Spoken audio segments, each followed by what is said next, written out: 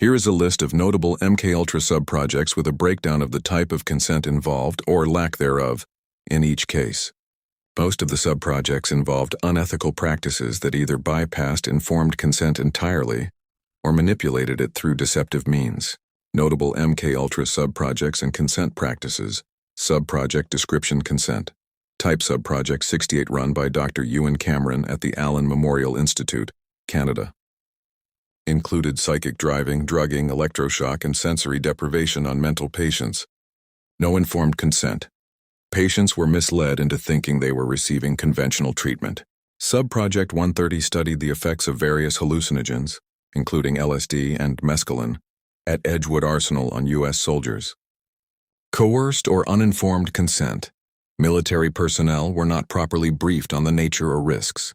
Subproject 3-14-16 conducted LSD testing at Columbia University, Stanford, and UC Berkeley. Subproject 42 and 149 Operation Midnight Climax. CIA built brothel-style safehouses to dose unwitting men with LSD and observe sexual behavior behind one-way mirrors.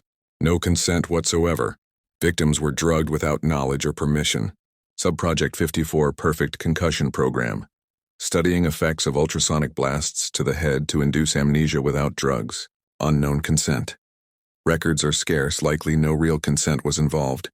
Subproject 8 LSD administration to terminal cancer patients and those with severe mental illness in hospitals.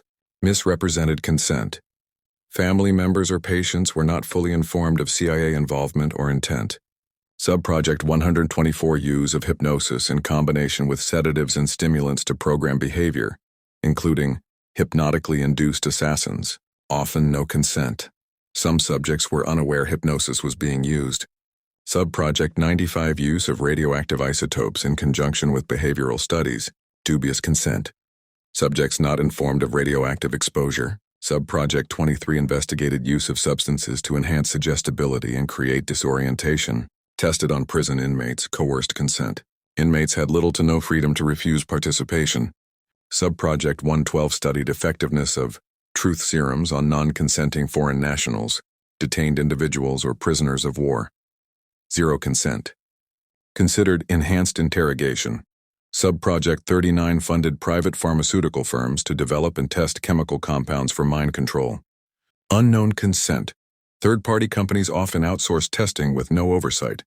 Special case, Frank Olson, CIA scientist, unknowingly dosed with LSD by his own colleagues during a retreat, 1953. Developed acute psychological distress and died after falling from a hotel window. Officially ruled a suicide, but family and investigators believe it was a cover-up. Olson had not consented to drug testing in any form. Institutional partners, unwitting participants. Many MKUltra subprojects used legitimate organizations to hide CIA involvement. Universities, Harvard, Stanford, Columbia, Cornell, McGill Hospitals, Mount Sinai, Massachusetts General, St. Elizabeth's, D.C. Prisons, San Quentin, Holmesburg, PA, and others military facilities, Fort Detrick, Edgewood Arsenal. Most institutions did not know they were part of a CIA mind control program or were paid through front organizations. Why was this allowed? Legal gray areas. CIA avoided jurisdiction by conducting research overseas or in classified military contexts. Lack of oversight. No effective ethical review boards existed for intelligence agencies in the 1950s-60s. Destroyed documentation. CIA Director Richard Helms ordered most MKUltra records destroyed in 1973. Would you like a visual timeline of how MKUltra evolved? Or a deeper dive into Subproject 68's techniques and psychological damage?